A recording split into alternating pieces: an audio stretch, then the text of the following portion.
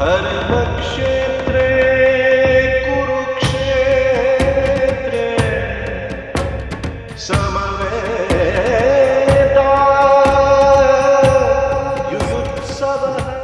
ओम सहनम भवतु सहनं भुनक्तु सह वीर्यैः करवावहै तेजस्विनाधीतमस्तु मा विद्विषावहै। Om Shanti Om Shanti Om Shanti. Let us sit down and study together. Through discussion we sharpen each other's intellect. May we not bear any ill will towards each other. Peace, peace, peace. Om Shanti. Param bhuyah pravakshami Jnananam Jnanam Uttamam. I mean, he calls this the ultimate knowledge. Yes. And I mean, I would say I thought, what we learned, each chapter looked, Jnanam Uttamam to me, like it is ultimate. I mean, it's a wonderful chapter. But this one, maybe because it's operating kind of, how does everything work? I mean, is that the reason? Why does he call it Jnanam Uttamam? Because he says how it is the knowledge how we function, our thoughts and body function in this world. Yeah. So that is what is visible to us. Yeah.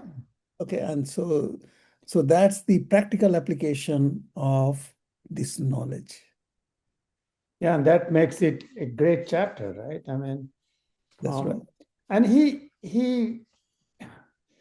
even says that once you know this knowledge, and we will learn towards the end why he says that. Once you learn it and go beyond it, then you can go to the ultimate goal. Yes. What you can call it moksha. Or, I mean, one of the things I see again in the second verse, sadharmyama gata. So he said, you are with me. He doesn't say you come close to me or come near to me. You are equal to him in some ways. So once you have this knowledge and once you know how to become gunatit. Basically, the second verse tells you about the Atma Swarup Gyan or self-realization. Exactly, yeah. Okay. It realizes once we get this knowledge, we realize we are in union with that universal life energy that is Brahman. Yeah. And the functioning from that level of understanding becomes totally different. Yeah. But 3 and 4 are kind of fascinating to me. I mean, the whole Gita is fascinating, but the one way I see 3 and 4, he makes the creation more scientific rather than magic. When we think, like God created the world, it seems like he did some magic. Or Brahma creation. So far, in my mind, it was magical, like yagya, which we don't understand that well. But here, Krishna makes it so practical, such a practical, like he's universal father and mother. This is what he's talking about. It's like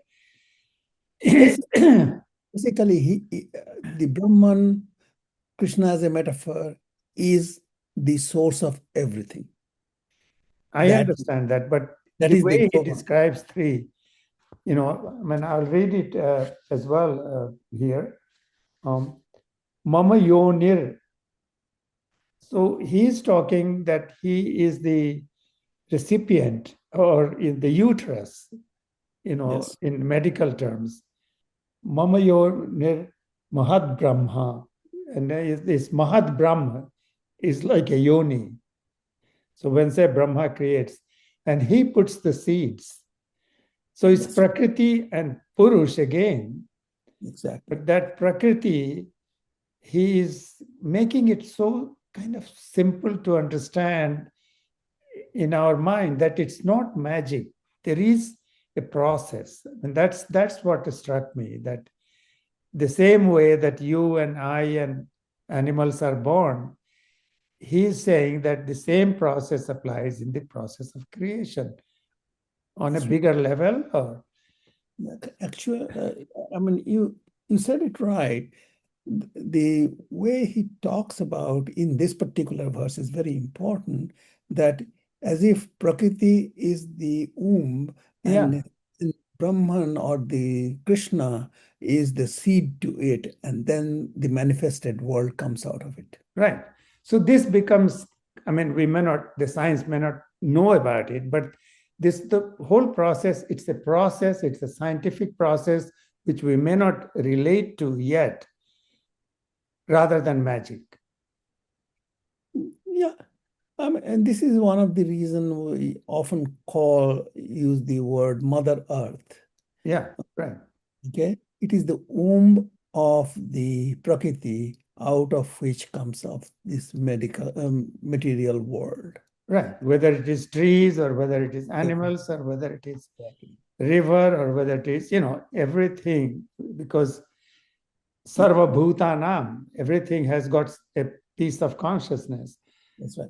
You, I, the river, trees, everything is coming out of these two elements, Prakriti and Purusha. Right. That's it. Yeah. No, this takes out the whole magical thing is not there. It's like God created world in 7 days or 6 days and 1 day for rest. But we didn't think of a process. We thought, okay, he wished there is the world and there is a world. Yes, I get your point. It's not something magical, but it is a continuation of a process.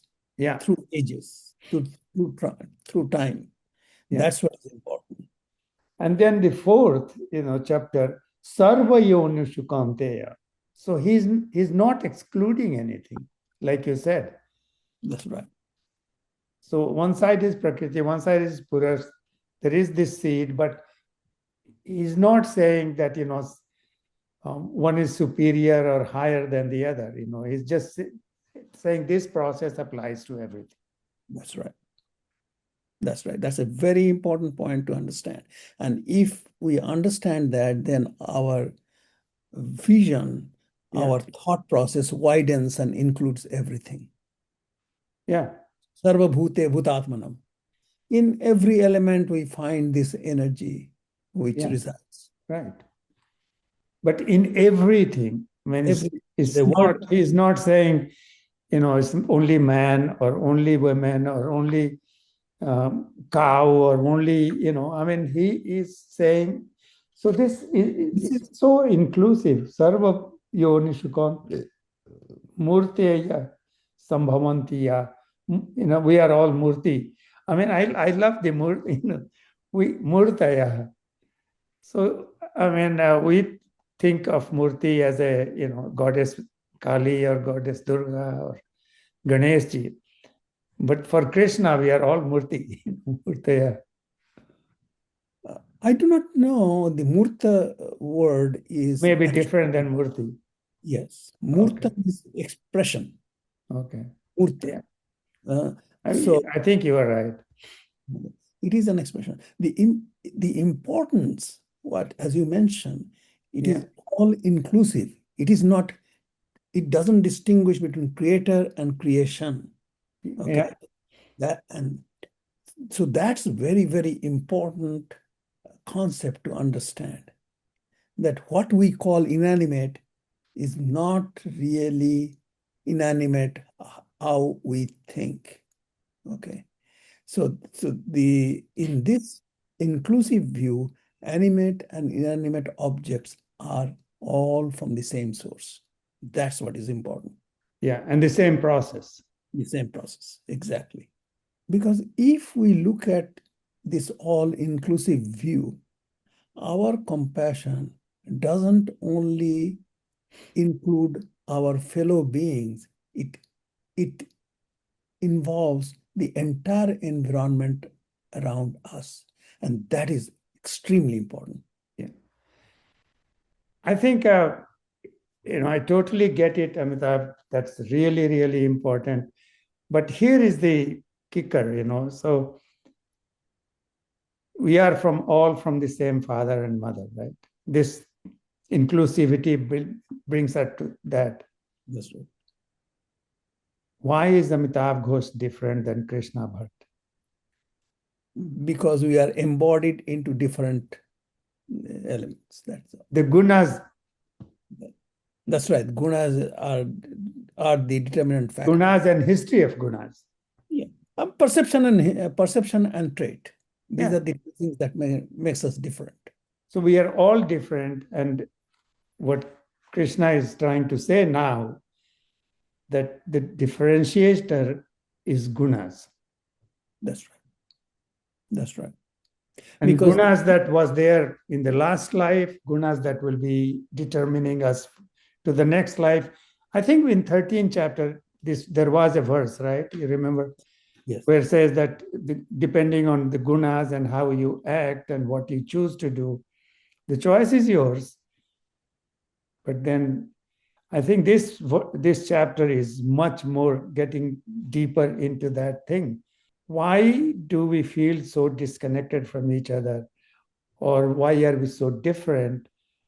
A lot depends on how the gunas interact, or how we interact with guna, or how gunas interact with us. that's right. So it's a question of, I think, as we go along, we will see, are gunas running our life, or we are using gunas to run our life?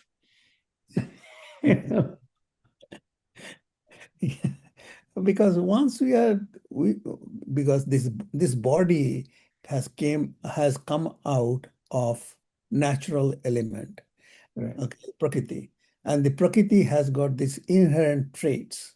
Okay, so because our body therefore has these traits, we function accordingly, which one predominates. In a later verse, you will see that these gunas or the traits within us are having a musical chair for who gets the prominence at that particular instance. Or a wrestling, you can say, wrestling match. Well, I tried to make it. Yeah, it does come to that musical chair or wrestling match. But Yeah. basically, these are the binding forces. I think in last chapter we talked about the glue. So That's these are the ones. The word you used is jivatma. So jivatma binds to the body through these gunas. That's right. And understanding these gunas are important. I mean, very important, because yeah, we have I think it's more important than what I used to think. I thought it was more a bookish knowledge that's in our term, but it has practical implications or applications. very important applications, because we have to understand, and we talked about it. Yeah. Our constitution is not only our physical body, it is our mind, thoughts, also emotions, everything Right. constitutes us. Yeah. Okay, so that is a part of our being, and that part is also controlled by perception and traits. Yeah. Okay. So When you say traits, are you talking about gunas? yes, Okay. Yeah. Attributes, traits, yeah. and the other one I mentioned about perception, we had that before, where past learning experiences, our ego and our expectation or desire, that creates the perception, and the other component is the trait or gunas, which has got three different varieties. Yeah. We'll come to that. Yeah, but I think what you're saying, perception and ego and desires and all that, a lot of that depends on these gunas. Yes, definitely. So underneath, these gunas are the ones Exactly. that kind of operate our life or run our life to a large extent. We will see how as we progress. We can go beyond that. Yes, we will. Yeah. That. So the first one he talks about is 14:6. Tatra sattvam nirmal. It's like prakash kamanamayam. So it's light, it's luminous, it's pure. When you read about sattva, you want to be like that. right? Let's discuss that, because I wrestled with it for about good 5 6 years before I got it. Yeah, So let's go ahead. I will come to that. I'll mention that after we mention three of them. yeah. And then the seventh is Rajo Ragatmakam Vidhi. So, it's like I always say Sattva is more like light, luminous, that gives you this vivek and thinking, the right thinking. Whereas Rajas is a force, like, it's a driving force, desires, and you go get it,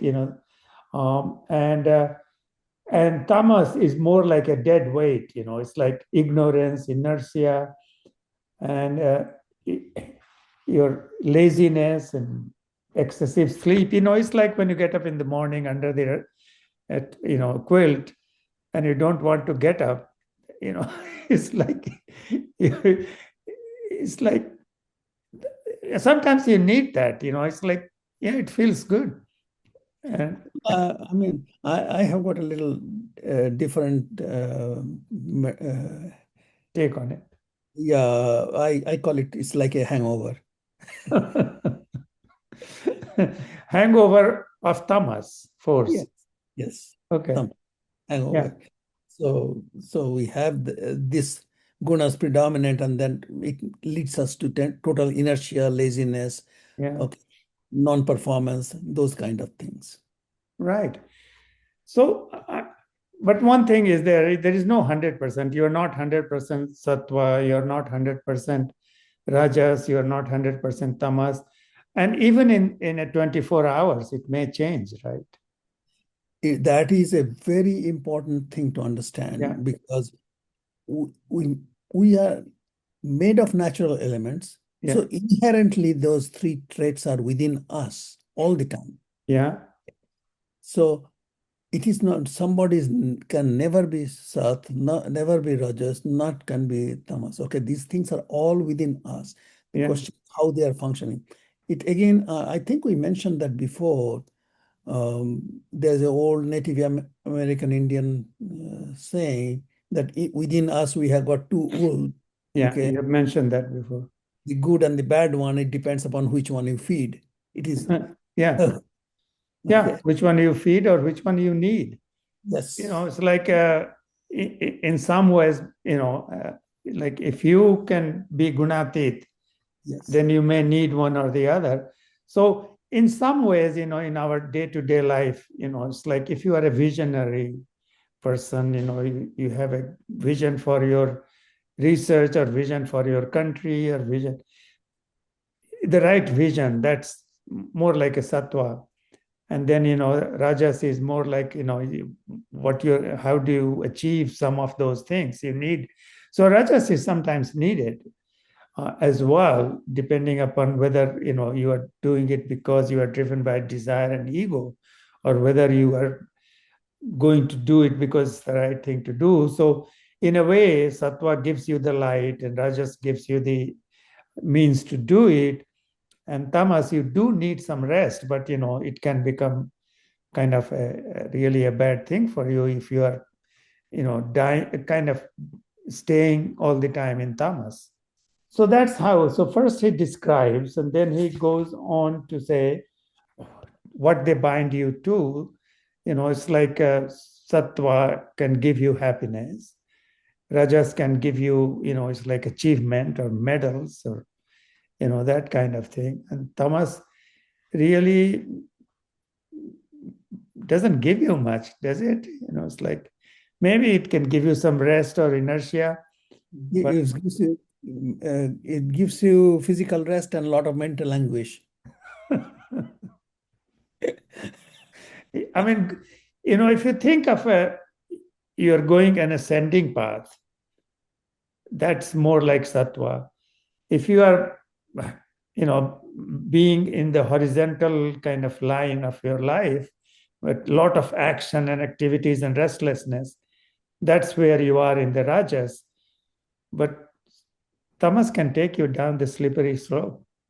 Actually, Rajas can take you too, because Rajas, what happens that you are doing all the action with intense passion or desire. Yeah. So yes, you achieve, which is called fruitive action. We are looking for result-oriented action, and when you get the result, you are very happy. When you do not get the result, you are unhappy. Yeah. So the emotional turmoil does happen in Rajas too. Okay. I think you make a very good point. So Rajas, if it is working with the Sattva, it can go take you to the ascending path.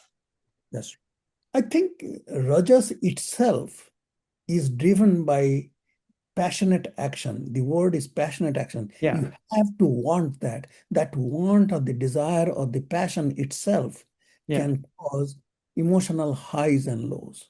But Sattva is the guiding light. Sattva is the one where we are rational, thoughtful, calm and quiet, focused, those kind of thing. Yeah. Okay. So I mean, let's just take the example of Mahabharata. yes, Arjun fights, Duryodhan fights. They are both fighting, yes, both action, both rajas. yes. Arjun is with Krishna with a higher goal. And Duryodhan is somehow wants to get it to, it's like satisfy himself. So Yeah. the rajas part is in both of them. Well, the thing about it, yes, they are doing the action, but Arjun is now functioning to preserve what is called. So that is the Sattva Dharma. principle. That is, he is doing the work because he wants to establish dharma. Duryodhan is fighting because he wants the entire empire. So Yeah, so that is more towards tamas, right? that's right. Yeah. A little towards downward course. Okay. Yeah. So that is why I think I like your point that, I was saying that it is horizontal, but it's not always horizontal. Depends upon which one is spared to. That's right. That is right. Yeah. That is. So from 10, we get into this tug of war, the internal power struggle. That one is very important to understand. I think it's it's like, yeah, phenomenal. You see, I often mention to you that these three traits are always within us. Yeah. And they are jostling with each other, which one is going to modify our thoughts and emotions and action. Which one is going to take the upper hand? That's right. And our job with that self-realization, knowledge, our relationship with Atman Brahman relationship, our understanding, then we control which one we are and how we are going to handle it. Yeah. Is the key point If of we are controlling, that's right. perfect. That's right. But if they are controlling, there is power struggle. That's right. So Sattva prevails by defeating Rajas and Tamas.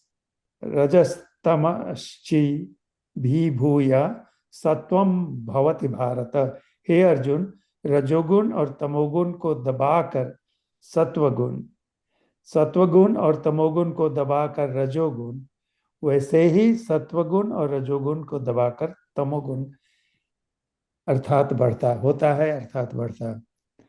So it basically talks about which one is the domineering one. Yeah. So one is dominant means the other two are not. That's right. So that's probably what it means, that once you go in tamogun, the other two are kind of they become insignificant at that particular. Yeah, insignificant. So I don't know if tamogun has to actively suppress satogun and rajogun, but the way it says here, that's what it says, that Well, the thing is that the way to say that which one is predominant at that particular instance. Before we go too far, give us your spiel. It's like, I always thought, when you read about sattva, you want to be sattvic. But what is the catch there? The catch of this sattvic is still has got inherent desire. Yeah. Okay. So in earlier chapter, Krishna mentions go beyond any kind of desire, any kind of that you want to see the result or anything. So go even beyond that. So you become, that's the part of self-realization, that you become like an transcendental self, which is your Atman. You understand the true nature of your Atman, its relationship to Brahman. And once you understand that, you function from that particular knowledge, which is called Trigunatitam. Yeah. Okay. Gunatit. Yeah. So the whole idea is that in this material world, we function with gunas, but he talks about being Trigunatita or beyond these gunas, and then he talks about in this particular chapter when Arjuna asks, tell me what are the characteristics of those people, and then he lists the characteristics once again, and basically that is of equanimous attitude. Very much like Sthita Pragya. Sthita Pragya Samadarshi. So we'll see that. So it took here is me the a long point. time to understand that. Everyone, and many people will say, it's like everyone teaches you to be a good person and do the right thing. That's right. And that is the characteristics of Sattvic, right? But Krishna says, no, you have to go beyond that. Exactly. This is radical, isn't it? This is very critical. It took me about, I would say again, as I mentioned to you, 5 to 7 years to understand it. I mean, if you have got the Sattva gunas, then of course you feel like you have achieved everything. No, it is even beyond that. And that is the... And I think in Krishna's term, it is still binding. You are still attached to the Sattva. Yes. And he wants you non-attached to everything. Yes, that is right. And then only you can see from outside all these three things. It's like we started by saying you buy a car, going forward and going reverse. It's not one is better than the other. You are in the driving seat. You can go forward or you can go backward. Yeah. Car is not deciding, although nowadays we have cars deciding, but they are programmed by humans. But it's not going anywhere and everywhere in circuits. This is the reason, fundamental reason why people who are very religious, they do all rituals, okay, they do everything, very calm from outside, but they do not like the other people of other ideology. Yeah. Okay. So the desire of being good makes them bad on the other side. Okay. There was a book titled Good is the Enemy. Good is the Enemy of Great. Yes. And that's what I think that applies here. It's like once you become Sattvic, you may become, you are the most pious person on earth, right? I mean, there is an ego associated with that. Exactly. Now you hit the point. The ego and the desire still attached or still functioning in the mode of sattva. Yeah. And that's why Krishna says that even go beyond it. Okay. Become Samadarshi, equanimous attitude. Okay. And he tells in the features that you look at friend and foe equally. Yeah. The same vein. Yeah, we will be coming to that. Yeah. So this is it took me a long time to understand that. Why even Sattvic is not the ultimate goal. Why going beyond that? It's funny you mentioned that to me today, because I remember Osho talking about it. It's like in the journey to Buddhahood, you come across points where you gain these powers. And I had in Patna, Bhutnath Baba, he had this power that he could tell what you are thinking in your mind. And then he says that many people stay stuck there because now they are getting all this, it's like I'm worshiping him like, he's directly closest to the God, I used to love him. He used to, we had very great relations. But after listening to this thing, that there in the path, if you don't keep progressing, you can get stuck, and with those little powers, you can become a great saint in the neighborhood of your time. I'm glad you mentioned that. That's very important. Ramakrishna Paramahansa always warned the sadhak, Yeah. people who are on the spiritual path, that you should not get into this, should not demonstrate this extra spiritual power you got. You don't get somebody Ring. a ring or some kind of ashes or some kind of sweets. Okay, you can probably do that. I do not know whether it is magic or the magic or the spiritual power, but he says these are the lower form of demonstration of your power. Yeah. So many spiritually enlightened people remain stuck there. Yeah. Okay. And we kind of worship it because it's magical. Okay. Yeah. Well, there, Okay. whenever somebody is there who you what you don't have, you start thinking that that person is, it's like, for many people, Warren Buffett is a great, it's like they worship him like the financial guru, right?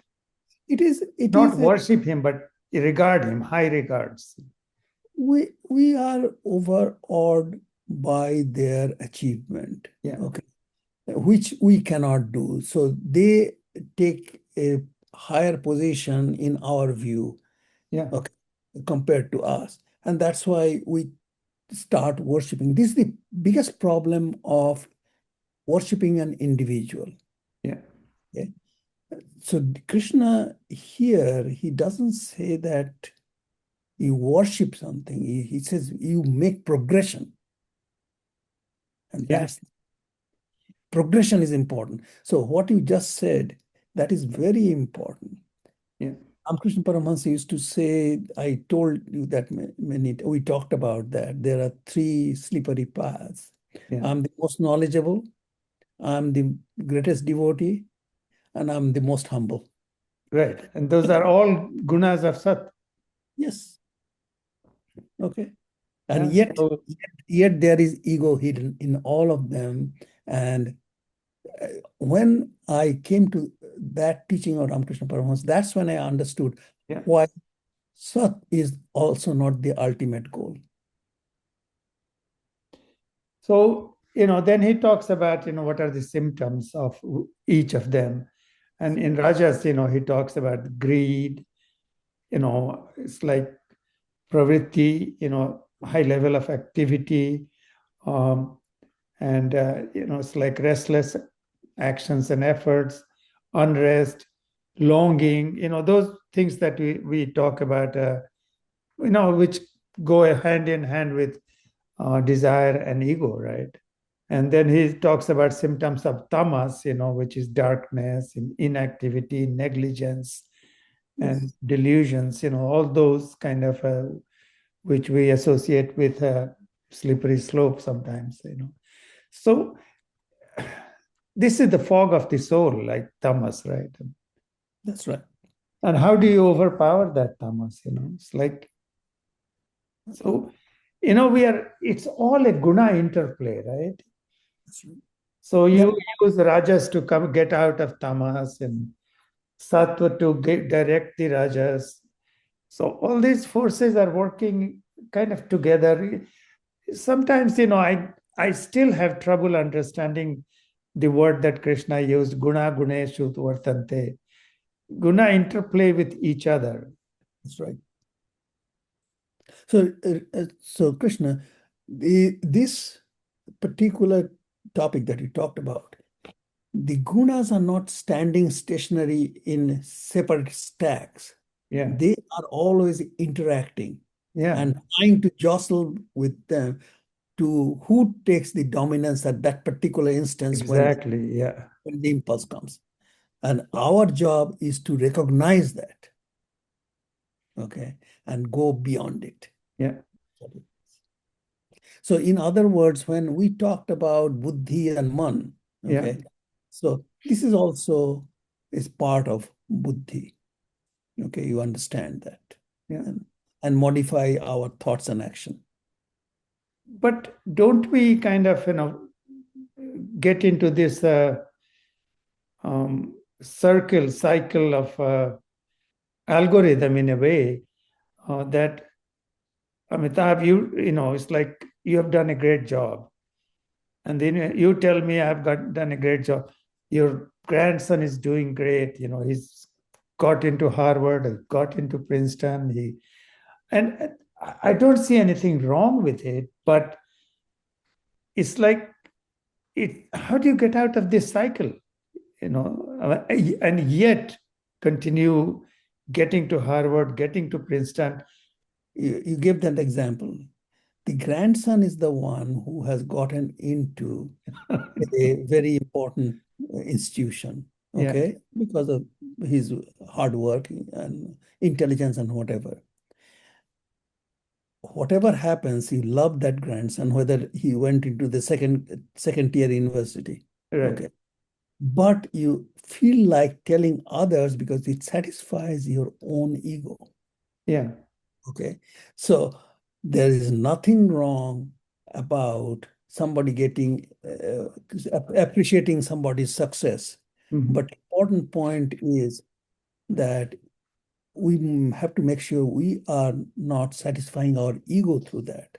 Right. That's the biggest point you said, because I don't think Krishna is saying don't say congratulations, don't be happy about it. Right. But he's saying it's like, who is controlling your inner kind of this thing? Is the gunas running you around, or you recognize that gunas are doing it and you choose which guna to It side is it at which time? it is being aware of which guna is predominant at that particular point, Yeah. and realize how to function, how to choose which one you are going to do, what you are. Right. I think that's the key, right? Yes. So I mean, it's not like he's saying don't achieve, because he no. wants Arjun to achieve. Yes. You see, yesterday night I visited a couple and we got into the discussion of the character of Karna. Yeah. If you look at it, Karna is very noble, okay? And he has got tremendous loyalty to his sponsor, Duryodhana and the Kauravas, okay? And actually, many important characters feel the same thing, loyalty, because because Duryodhana writes the paycheck. Okay. Yeah. Okay. So loyalty is very important. We consider that as a noble thing to have. But on the other hand, they did not support dharma. Okay. So they looked at very narrowly into loyalty. They thought they are being very noble by following loyalty. They didn't see that they are not following dharma, which upholds this world order. Okay, and that's their pitfall. Yeah. It's a conversation. I mean, I had a recent conversation as well about Kern, or I heard a conversation which has fascinated me, because it is a conversation between Krishna and Kern. Mhm. And Kern is saying, look at my life. I was abandoned. I became Sutputra. Yeah. And, the only person who supported me was Duryodhan. So how can I leave him? Doesn't matter what Duryodhan's acts are bad. Yeah, that's his loyalty. Well, you call it loyalty, but Nobility too. so in this conversation, that's what he calls it. What does Krishna say to him? I was born in jail. I was not raised by my mother. I was raised by someone else. From day one, there was attempt at my life, but I did not leave the side of dharma. That's right. This is the So key. This is the key point. You see, it often happens when your loved ones, dear ones, they do something terribly wrong. yeah, So what do you do? You are caught in a situation where your love kind of overpowers your ethics. Yeah. And you will see that in what is called Parivar Tantra. Okay. Yeah, I know. Are you still authentic at that time? Yes. So the point, therefore, is that's why even though we think Sattva is very good, Yeah. but still there is desire in it. Yeah. Okay. Still And that binding is there. that's right. That's right. And that's why he go beyond it. So then he comes to this, we are slowly progressing.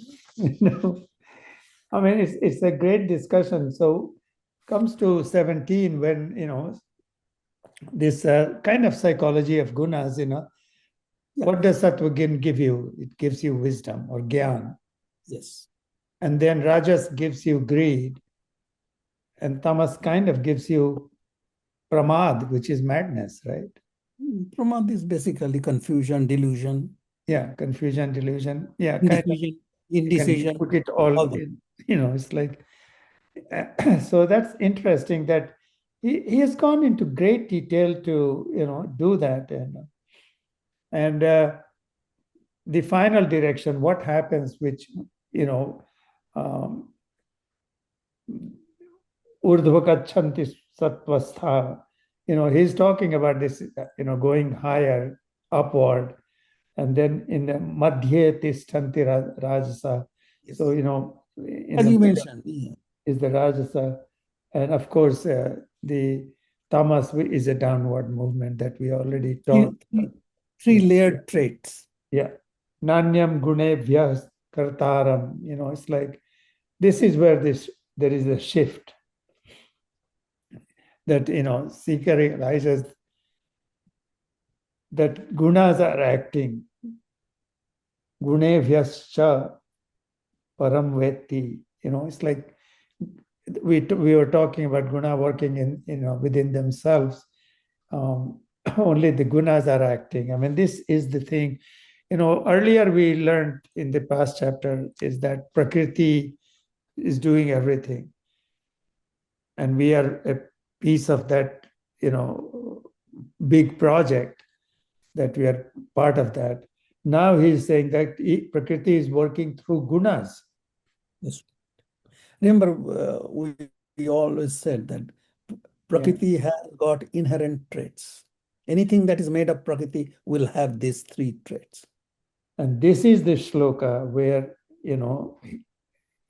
19, where he says, Nanyam gunebhyah kartaram yada drashta nupashyati gunebhyascha param vetti madbhavam sodhi gacchati. So this is where he says he's giving this go beyond that. Yes.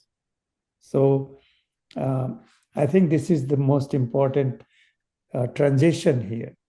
So far, he was talking all about the gunas and father and mother of the universe and how the creation happened and the properties of each of the gunas. And now he's making that point that you need to go beyond and becoming gunatit, which is transcendence, Yes. And the reward, there is the reward there. Yes. You are free, you get freedom.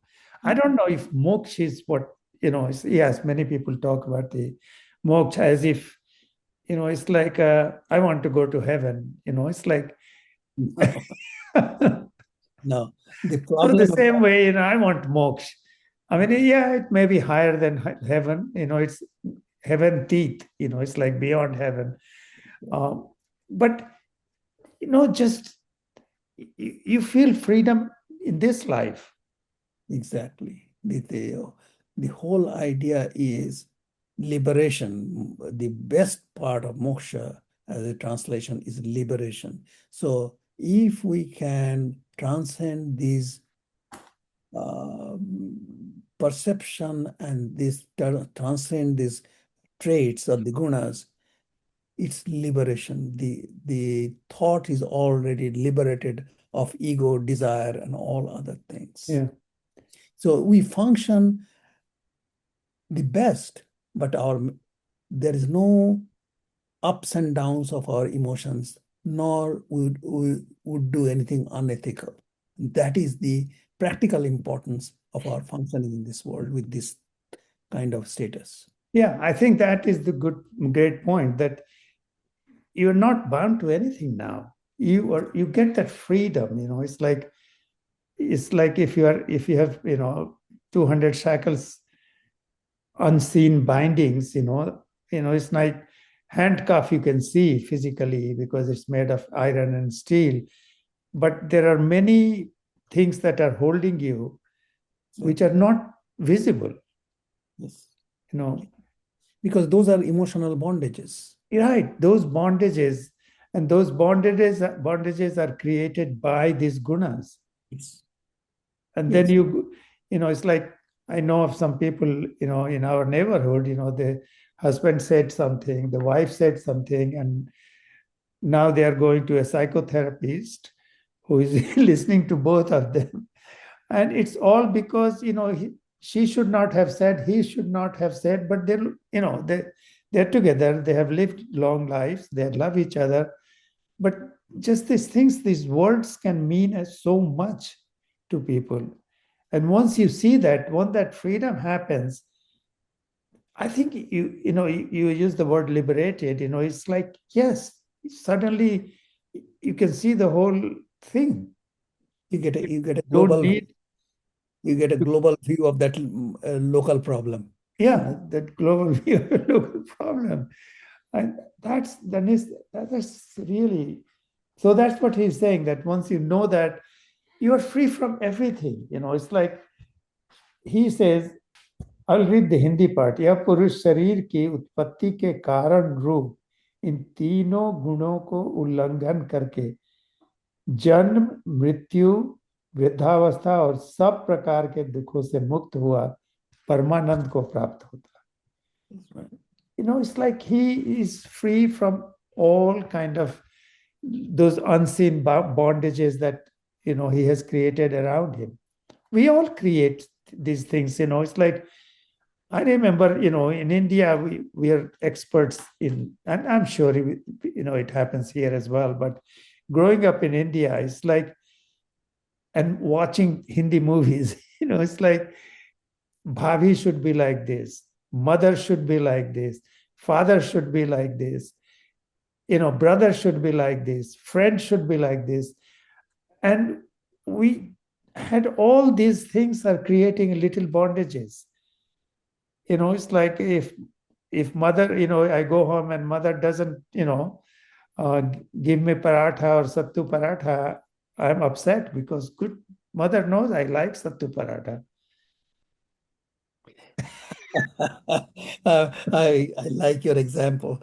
Basically, we see when it does not satisfy our ego or our desire, okay, immediately we become very much disappointed.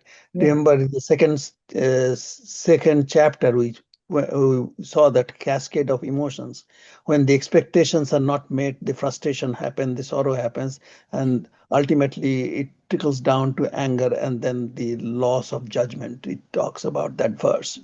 So the point is, what you just said is that our expectation did not. Yeah. Sometimes we understand that, it's all global. I am a nice person. I don't have ego. I don't have desires. But we still have those little things I was talking, little bondages that we have grown with. Krishna, look at what you just said on the system, on the senses. I is always there. I is always there. I don't have this, right? Yeah. That's right. So the point, earlier Krishna said that to get rid of this I-ness or the ahankar, the only thing is that you become agent of the deed. Once you have that image of ourselves, that we are agent of the deed, not the doer, immediately that ego is gone. Yeah, but that's a global principle. What I am trying to say is that these bondages, we create thousands of bondages as we grow. Exactly. And each of them, as you know more about these gunas, then they start falling away. Of course, because you see, our any kind of afferent impulse that we take in, Yeah. immediately we try to do a pattern recognition. Okay, Yeah. what you said that the sister-in-law should be, mother should be that, and all those things. Right. These are the patterns, and Yeah. anything outside that falls out of pattern, we feel very insecure, and Right. that comes from our evolution. Okay, our Yeah. cognitive evolution. That any we go through life with a pattern recognition is a very important part. Anything falls out of pattern, we become very much jarred, Protective. Yeah. very protective. Okay, Yeah. I so mean, one of the things I see here, which is in contrast to India, people who talk here, they will say, "Oh, my son or my daughter is 18. Now, if they stay home, they should pay rent." In India, we don't think like that. that's right. It's a very thing, but it's ingrained here.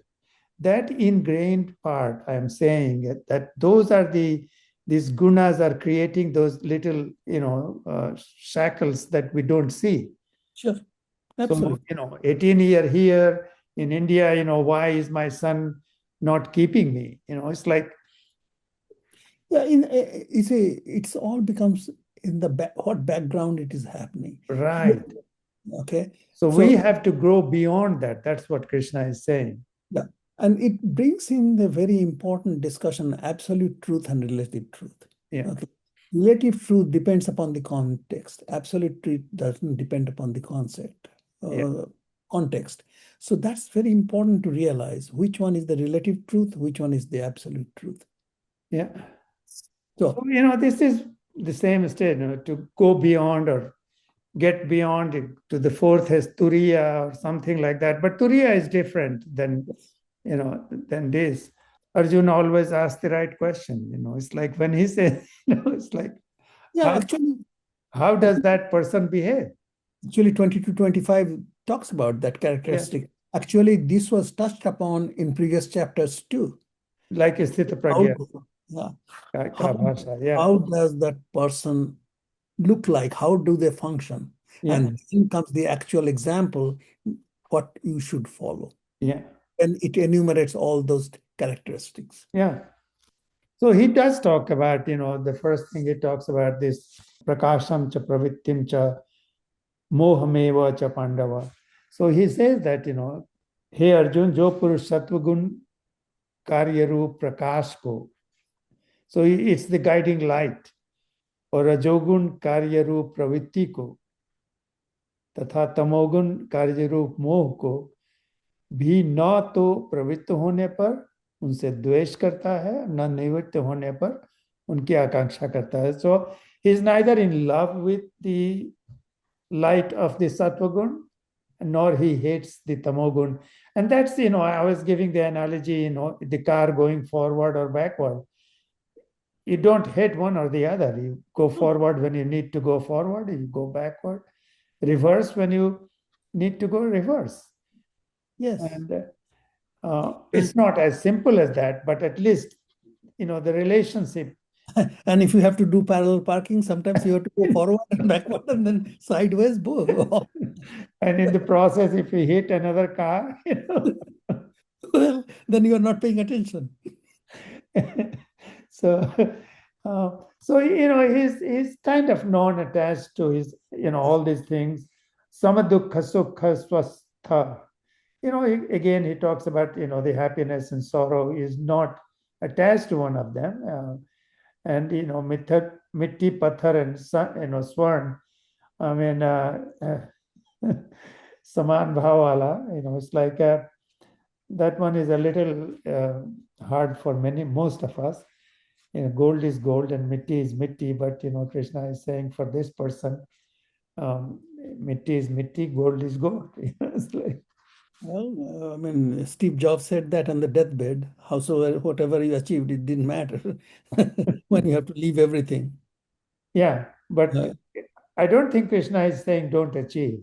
No.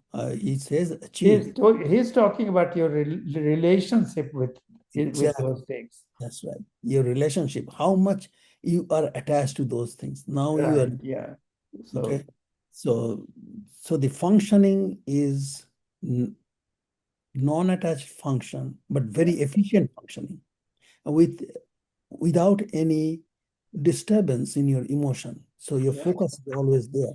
And the other important thing in this particular context is that we should be able to recognize, this is what is important. I want to emphasize that the recognition.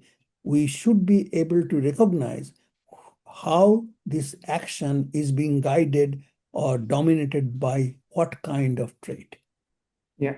That is a very important point to know. If we realize that, then we can modify, rectify it. And he talks about all that, but then he comes back to that point. Mam chayo vyabhicharena bhakti yogena sheshate sevate. So I think he comes to think that if you can't do all that, difficult thing, just become my bhakt. But that bhakt is not as simple, it's like Remember, not I as simple, you see, remember I mentioned because that, he wants you to drop everything. yes, the thing about the important point is it is this spiritual knowledge, okay? It is how transcendental energy works, how it works in the material world, how does the material world function. This knowledge, Yeah. you understand that, and then with this knowledge, it is followed by surrendering of bhakti. So Yeah. combination of these two makes you a very enlightened devotee or a performer. Yeah. And he goes on to say that ultimately I am pervading everything, I am the source of everything.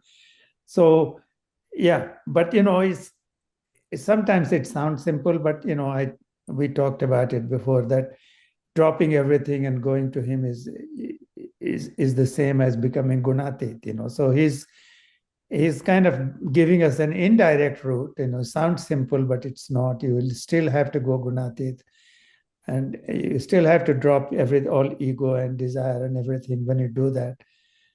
This is Krishna, this is my struggle, your struggle, everybody's struggle. Yeah. That's why it has got such a universal approach and universal appreciation.